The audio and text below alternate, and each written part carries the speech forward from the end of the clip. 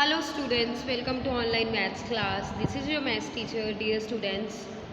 Yesterday we have done topics that were related to congruence of triangles and we have studied congruence criteria SAS, ASA, SSS and RHS. And I have given you the practice question 6.1, 6.2 and 6.3 which were related to this topic. Hope you all have tried.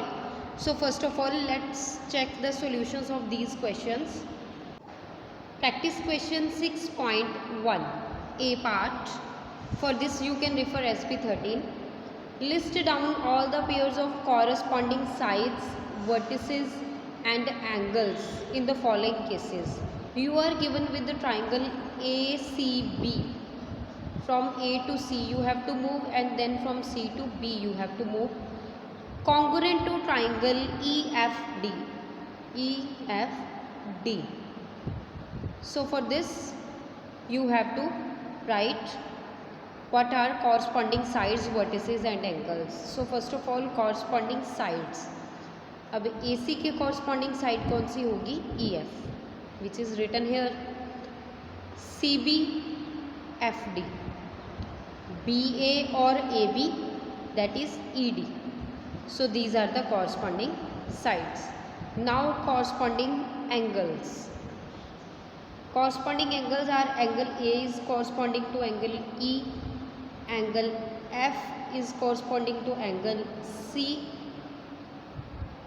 and angle B is corresponding to angle D. And the last one is corresponding vertices. Corners कौन से हैं corresponding? A के E correspond है, C के F correspond है और B से D correspond है. So pause the video and note down the solution. If you have already written that is correct, then very good. In the same way, practice question 6.1 B part is solved in front of you. You can pause the video and note down the answers. 6.2 part A, find the missing measures. आपने जो measurement missing है वो find out करना है, right? अब triangle PQR, PRQ, it is given here PRQ. So from P to R and then R to Q is congruent to triangle XYZ from X to Y and then Y to Z. तो आपको correspondence बता दी है, आपने find out करना है कि YZ की length कितनी है. तो बेटा 60 डिग्री का एंगल बना हुआ है, 3.5 वाली साइड है. अब ये 5 सेंटीमीटर है तो YZ भी कितनी होगी? 5 centimetre, because corresponding sides of congruent triangle. Pause the video and note down the solution. Next is you have to find measure of angle P and angle S. Two triangles are given to you congruent, PRQ, P से R और फिर R से Q, और दूसरी आपके पास R से P, इससे reverse, और P से S. ठीक है, तो जो एरोज मैंने लगाए हैं वो ट्राइंगल्स को रिप्रेजेंट करने के लिए लगाए हैं. फॉर एग्जांपल दिस, राइट, और जो येलो वाली है वो दूसरी वाली है. तो सबसे पहले बेटा आपको क्या गिवन है? PRQ is equal to RPS. PRQ जो एंगल दिया हुआ है PRQ, this is 50 degree black colour का. ठीक है, ये किसके इक्वल है? RPS के इक्वल है. ओके, क्योंकि इसमें जो ट्राइंगल्स की पोजीशन है वो मतलब रिवर्स हो रखी है. ठीक है, उसके बाद PRS की वैल्यू आपको दी हुई है, मैं क्लियर कर देती हूँ सब कुछ. PRS की वैल्यू आपको 60 डिग्री दी हुई है, तो ये एंगल भी आपके पास कितना हो जाएगा? 60 degrees. Okay, now angle P is equal to angle QPS. अब P एंगल को हम QPS, पूरा एंगल कंप्लीट एंगल जो P है उसे हम QPS लिख सकते हैं. ठीक है जी. अब QPS जो है वो किन दो एंगल्स का टोटल है? That is RPQ and RPS. इन दो एंगल्स का टोटल है. अब इसमें से आपको कौन सा एंगल गिवन है ऑलरेडी, ये एंगल गिवन है दैट इज़ 60 डिग्री, और ये एंगल आपने पहले निकाला था दैट इज़ 50 डिग्री। ठीक है जी। तो इन दोनों के टोटल से एंगल पी टोटल कितना हो गया आपके पास, ये कंप्लीट एंगल कितना हो गया आपके पास 110 degrees, right. I am clearing again and highlighting this is 110 degrees, पूरा complete angle. Now angle S is also taken out similarly by this way. S आपके पास दिया हुआ है, एंगल्स हम प्रॉपर्टी से फाइंड आउट कर लिए है ये वाला। ठीक है जी। तो एस का टोटल और इतने पी का टोटल और इतने आर का टोटल इस ट्राइंगल में। ठीक है जी। This is 60 degree, this is 50 degree, तो ये वाला कितना हो जाएगा, ये यहाँ से निकाला हुआ है दैट इज़ 70 डिग्रीज। ओके। सो आपके पास जो क्वेश्चन में पूछा गया था पी और एस का टोटल कितना आया 110 + 70 that is 180 degrees. You can pause the video and note down the solution and then revise it again. Here is practice question 6.3. Prove that the following pair of triangles are congruent. आपने ये बताना है कि ये दोनों triangles congruent है या नहीं है। तो बेटा सबसे पहले आप इन दोनों ट्राइंगल्स में एंगल्स हम प्रॉपर्टी लगाओगे। अब इन दोनों एंगल्स का टोटल करके 75 + 45 120, तो ये एंगल कितना आ जाएगा आपके पास 60 डिग्रीज।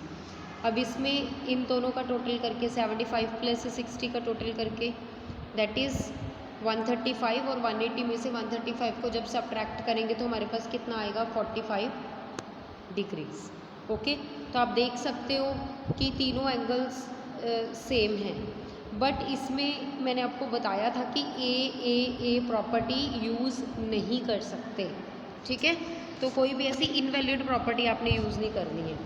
अब आप देख सकते हो कि तीनों एंगल्स इक्वल हैं, तो आप कोई भी दो एंगल्स यूज़ कर सकते हो। तो कौन से एंगल्स यूज़ हो रहे हैं यहाँ पे, angle B = angle P, angle B और एंगल P 60 डिग्री यूज़ हो रहा है। Then C = Q, angle C 75 degree = angle Q, 75 degrees getting used, and the another one BC = PQ, इनके बीच में इंक्लूडेड साइड जो है वो यूज़ हो रही है। तो कौन सा क्राइटेरिया यूज़ हो रहा है ASA, angle side angle. Pause the video and note down the solution. Here is the second part of the practice question 6.3 given to you. तो बच्चे आप वीडियो को पॉज करके इसका सॉल्यूशन नोट डाउन करोगे और अपने सॉल्यूशन से मैच कर लोगे। If there is any mistake you can do correction, and after noting down the whole solution one time revise the question also. Here is the rest of the solution of this question. तो इसमें कौन सा criteria लगा है SAS, side angle, side criteria is used here. Now let's start next topic. The topic for today is types of angle pairs. हमारे पास कितने types के angles होते हैं पेयर्स में। First of all complementary angles जिनका total हमेशा 90 degree होता है। सप्लीमेंट्री एंगल्स कोई भी दो एंगल्स जिनका टोटल 180 होता है। एडजेसेंट एंगल्स कौन से होते हैं, दो एंगल्स जिनकी एक आर्म कॉमन होती है। This is first angle, this is second angle, and you can सी कि मैंने इसको बार बार ड्रॉ किया है। तो सेंटर वाली जो आर्म है वो इसकी कॉमन आर्म है। Then adjacent and complementary angles, ये दो एंगल्स एडजेसेंट भी है because they have a common arm, and they are complementary because their total is 90 degree. Adjacent, supplementary and linear. Adjacent भी हैं, they have common are supplementary, the total is 180 degree. Moreover, they are getting formed on a straight line, that means they form a linear pair. For this topic you can refer SB 8 from your supplementary book. Let's study more about these angles. Complementary angles. The sum of measures of two complementary angles is 90 degree. लेकिन इनके लिए इनका adjacent होना ज़रूरी नहीं है। Adjacent हो भी सकते हैं, नहीं भी हो सकते। For example you can see here one angle is given to you है 45 and another is 45, there total is 90 degree, that means these two angles are complementary angles. Next you can see supplementary angles. The given pair is a pair of supplementary angle. The angles of Here students you can see these are supplementary angles. Supplementary angles का total 180 होता है, तो आप देख सकते हो कि plane के एक आर्म से 120 डिग्री का एंगल बन रहा है, लेकिन अगर ऑपोजिट साइड पे देखें तो 60 का, but the total of both is 180 degrees. That means the sum of measure of two supplementary angles is 180 degree. लेकिन इन एंगल्स का एडजेसेंट होना ज़रूरी नहीं है, बट जब ये एंगल्स एडजेसेंट हो जाते हैं तो हमारे पास क्या प्रॉपर्टी आती है, उसे पढ़ने से पहले एडजेसेंट एंगल्स एक बार देख लो. Adjacent angles are those angles which have a common vertex and a common arm. तो आप देख सकते हो कि यहाँ पे angle A and angle B is given to you. तो मैंने जब ए और बी को ड्रॉ किया तो मेरे पास ये वाली आर्म, जिसे मैं अनदर कलर से हाईलाइट कर रही हूँ, इस कलर से, येलो कलर से, ये 2 बार रिपीट हुई. So this is the common arm and A and B are adjacent angles. So students, now comes that point कि जब सप्लीमेंट्री एंगल्स एडजेसेंट हो जाते हैं तब क्या होता है. A and B both are adjacent angles and are supplementary also. आप देख सकते हो फैन के 2 एडजेसेंट ब्लेड्स में ए एंगल बन रहा है और दूसरे 2 एडजेसेंट ब्लेड्स में बी एंगल बन रहा है. लेकिन जब इन दोनों एंगल्स को इकट्ठे देखा जाता है तो they are forming a straight line. That means angle A plus angle B equals to 180 degree. They do have common vertex which lies here. They do have common arm which is here. So these angle forms a linear pair. So they form a linear pair.